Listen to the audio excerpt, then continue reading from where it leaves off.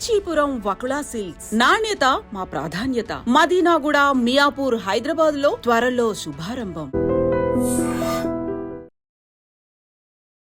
నమస్తే, welcome to I dream. నేను మీ నందు. ఇవాళ మనతో పాటు స్టూడియోలో ఉన్నారు ఇస్కాన్ టెంపుల్ నుంచి ప్రణవానంద దాస్ గురూజీ గారు. నమస్తే గురూజీ. నమస్కారం అండి. గురూజీ, మనుషుల్లో స్వార్థం, హింస తదితర అవగుణాలన్నిటినీ కూడా డబ్బు శాసిస్తుంది అని అంటారు. దీన్ని ఎలా తగ్గించాలి అని అంటారు? ఇందాక మనం మాట్లాడుకున్నట్టుగా డబ్బు కేవలం జీవితంలో ముఖ్యము అనే విషయాన్ని పక్కన పెట్టి ధర్మము, సేవ జీవితంలో ముఖ్యము, అది మనకి నిజమైన ఆనందాన్ని ఇస్తుంది అనే విషయం అర్థం చేసుకున్నప్పుడు. కాబట్టి డబ్బు ఈ ప్రపంచంలో ఎవరిని ఏదైనా చేయిస్తుందండి. ఎలాంటి వ్యక్తినైనా సరే ఏ పనైనా చేయించడానికి డబ్బు ప్రేరేపణ చేస్తుంది. మనకి చెప్తారు, మనకి కుటుంబాల మధ్యలో కలహాన్ని క్రియేట్ చేస్తూ ఉంటుంది. భార్యాభర్తల మధ్యలో కానివ్వండి. మాకు మీరందరూ న్యూస్లో చూసి ఉంటారు, ఈ మధ్య ఒక డాక్టర్స్ ఫ్యామిలీలో డబ్బుల కోసం అని ఒక హస్బెండ్ ఒక వైఫ్ని చంపేశారనమాట. కేవలం డబ్బుల కోసం కావాలి. కాబట్టి డబ్బు అనేది, ఐ అగ్రీ, డబ్బు ఇంపార్టెంట్, కావాలి జీవించడానికి. కానీ డబ్బే కావాలి కాదు, డబ్బు కావాలి. డబ్బు, money is just one part of a big life. Happiness అనేది డబ్బులు ఉండడం వల్ల వస్తుంది అని అంటే, ఎంతోమంది ధనవంతులు రాత్రిపూట పడుకోవడానికి నిద్ర మాత్రలు మింగి పడుకోవాల్సి వస్తుంది. ఎంతోమంది ప్రొద్దు నుంచి రాత్రి దాకా పనిచేసి తినడానికి టైం లేకుండా పనిచేస్తున్నారు డబ్బులు సంపాదించడానికి. కానీ ఒకళ్ళు చూడండి, ఒక మీడియోకర్ ఫ్యామిలీ అయినా ఉండొచ్చు, హాయిగా వాళ్ళు 3 పూటలు తింటారు, పిల్లలతో టైం స్పెండ్ చేయగలుగుతారు, భార్యాభర్తలు ఇద్దరు పార్క్కి వాకింగ్ వెళ్తారు, ఆలయం దర్శనం చేసుకుంటారు, ఎంతో ఆనందంగా ఉన్నారే.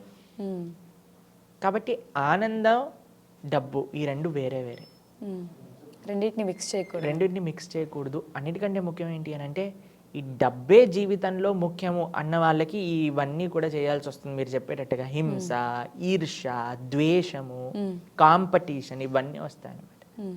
కాబట్టి డబ్బు is very important, I agree, but it is not the most important. ఈ విషయం తెలుసుకుంటే కొంచెం పీస్ ఆఫ్ మైండ్ ఉంటుంది. గురూజీ, ప్రపంచం సాత్విక ఆహారం తీసుకునే విధానం, అవగాహన అసలు ఎలా కల్పిస్తారు? ఇస్కాన్లో మీరు వచ్చారనుకోండి, సాత్వికమైన ఆహారమే మీకు ఎక్కడైనా దొరుకుతుంది. గోవిందాస్ రెస్టారెంట్ అయినా, మా ఆలయం ప్రసాదం అయినా, ఎక్కడ ఆలయంలోనైనా సరే మనకి సాత్వికమైన ప్రసాదమే దొరుకుతుంది. ఎందుకు అని అంటే, సాత్వికమైన ప్రసాదం, సాత్వికమైన ఆహారమే మనందరికీ మంచిది. ఆరోగ్యరీత్యా, మానసికంగా, సామాజికంగా, ప్రకృతిపరంగా, ఆధ్యాత్మికంగా, ఏ విధంగా చూసినా సాత్వికమైన ఆహారమే మనకి మంచిది. కాబట్టి ఇస్కాన్ డివోటీస్ ఎక్కడైనా సరే, ఏ వైష్ణవ ఆలయానికి వెళ్ళినా సరే మనకి సాత్విక ప్రసాదం అనే లభిస్తూ ఉంటుంది. చాలామంది అడుగుతారు, సాత్విక ఫుడ్ అంటే వాట్ ఈస్ సాత్విక్ ఫుడ్ అని అడుగుతూ ఉంటారు అనమాట. సాత్విక ఫుడ్ అంటే ఎటువంటి జీవహింస లేనిది. దాని తర్వాత మన శాకాహారంలో కూడా కొన్ని రాజసీక, తామసీక వస్తువులు ఉన్నాయన్నమాట. సపోజ్ ఆనియన్స్ అండ్ గార్లిక్, ఉల్లిపాయలు, ఎల్లిపాయలు. కాబట్టి ఇవన్నీ లేకుండా ఏదైతే శరీరానికి మంచిదో, మనసుని కూడా ఆధ్యాత్మిక వైపు తీసుకెళ్లే పదార్థాలని సాత్విక ఆహారము అని అంటారు. కాబట్టి అటువంటి సాత్వికమైన ఆహారాన్నే మనం స్వీకరిస్తూ ఉంటాం. మీరు అమెరికా లాంటి దేశాలకు వెళ్ళారనుకోండి, చాలామంది మన ఒక పాశ్చాత్య దేశాలలో కూడా సాత్వికమైన ఆహారాన్ని స్వీకరిస్తూ వాళ్ళ యొక్క మనసుని మార్చుకొని చక్కగా మంచి ధార్మికంగా ముందుకెళ్ళడానికి ఇస్కాన్ యొక్క ఫుడ్ రిలీఫ్, అలా ప్రసాదం డిస్ట్రిబ్యూషన్, ఇవన్నీ కూడా చాలా చాలా హెల్ప్ చేశాయి అన్నమాట. గురూజీ, అసలు సేవ, దయాగుణం పెరగాలి అంటే అది మనం చిన్నప్పటి నుంచే నేర్పించాలంటారా? కనీసం మనం మిడిల్లో అయినా అలా మార్చే చిన్నప్పటి నుంచి నేర్పిస్తే చాలా మంచిది. అందుకే నాకు చెప్తారు కదా, మొక్కే యోగంది మానే వంగుతుందా. కాబట్టి చిన్నప్పటి నుంచి వాళ్ళకి సేవ, చిన్న పిల్లల నుంచి ఒకసారి గోశాలకు తీసుకెళ్ళండి, ఒకసారి అనాథ ఆశ్రమానికి తీసుకెళ్ళండి. ఇప్పుడు పుట్టినరోజులు చూసారండి ఎలా చేసుకుంటున్నారు విచిత్రంగా. కేక్ని ఇంతకుముందు మేము చిన్నప్పుడు చేసుకునేటప్పుడు ఎలా ఉండేదంటే అండి, క్యాండిల్ ఆర్పేసి కేక్ కట్ చేసి కేక్ పంచేవాళ్ళం, అంతే తెలుసు. ఇప్పుడు కేక్ని కట్ చేసిన వెంటనే ముఖానికి పూసేస్తున్నారు అనమాట. ఆ వాడి ముఖం తీసుకెళ్ళి కేక్ లోపల పంపించేస్తారు అనమాట. 2-3 కేకులు అలానే డిస్ట్రాయ్ అయిపోయాక దాని తర్వాత రోడ్డు పైన వాడిని పడుకోబెట్టి అందరు కొడతారనమాట. దాని తర్వాత మందు బాటిళ్లలో మొత్తం మందంతా అటు ఇటు చేసి మేమంతా వీడియోలలో చూసింది అండి. మాకు పర్సనల్ ఎక్స్పీరియన్స్ అంటే కాలేజ్లో మేము ఇంజనీరింగ్ చదివేటప్పుడు చూసామనుకోండి ఇలాంటి విషయాలు. కాబట్టి పైశాచికమైన ఒక సెలబ్రేషన్ మనం స్టార్ట్ చేసేస్తున్నాం. కానీ ఇంతకుముందు చిన్నప్పుడు ఎలా ఉండేది అంటే పుట్టినరోజు అనగానే ప్రొద్దున పూట లేచి తలస్నానం చేసి భగవంతుడు పూజ చేసుకొని ఆలయానికి వెళ్ళి అక్కడ భగవంతుడికి ఆరాధన చేసుకొని పెద్దల యొక్క ఆశీర్వాదం తీసుకొని పిల్లలందరికీ కూడా ఫ్రెండ్స్ అందరినీ పిలిచి ఒక చక్కటి సెలబ్రేషన్, లేదా అనాథాశ్రమానికి వెళ్ళి అక్కడ పంచిపెట్టడము, గోశాలకి వెళ్ళి అక్కడ పంచిపెట్టడము, వృద్ధాశ్రమానికి వెళ్ళి అక్కడ చిన్నప్పటి నుంచి అలా ఉండేది. కానీ ఇప్పుడు మనకు నశిస్తుంది అన్నీ కూడా. ఏది చూసినా సరే, ఏ పండగ వచ్చినా సరే మొత్తం ఏదో మన యొక్క సొంత ఆనందాన్ని పండగ పేరు పెట్టుకొని చేసుకుంటున్నారు.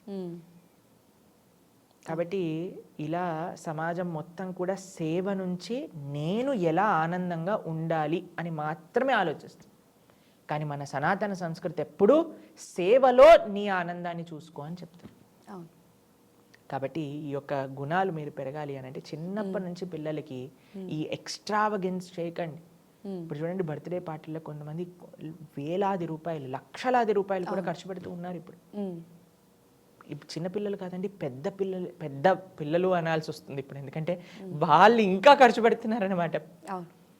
ఆఫ్టర్ 30 మాకు చిన్నప్పుడు మేము నిజంగా చెప్పాలంటే మా విషయం ఒక 6th 7th క్లాస్ వరకు పుట్టినరోజు అంటే ఎక్సైట్మెంట్ ఉండేదన్నమాట.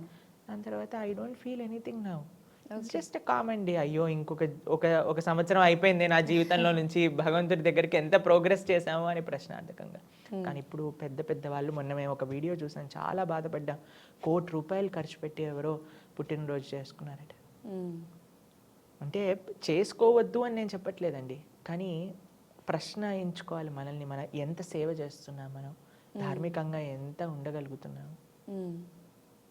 కేవలం ప్రతిసారి కూడా నా ఆనందం, నేను సుఖంగా ఉన్నానా, నేను ఎంత గొప్పవాడిని అని 10 మందికి చెప్తున్నామా, లేదా వేరే 10 మందికి మన చేతిని ఇస్తున్నాం.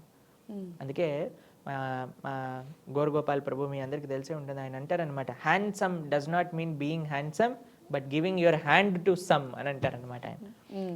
కాబట్టి ఎంత సేవలో మనకి ఆనందం ఉందా అది మనం చూసుకోవాలి. సేవలో నిజంగా ఆనందం ఉందండి. మీరు ఎవరెవరైతే ట్రై చేయాలనుకుంటున్నారో చేయండి, అప్పుడు మీరే చెప్తారు. సో ట్రై చేసి ఎక్స్పీరియన్స్ చేస్తే మనం కూడా దాన్ని ఫీల్ అవుతాం. అంతే కదండి.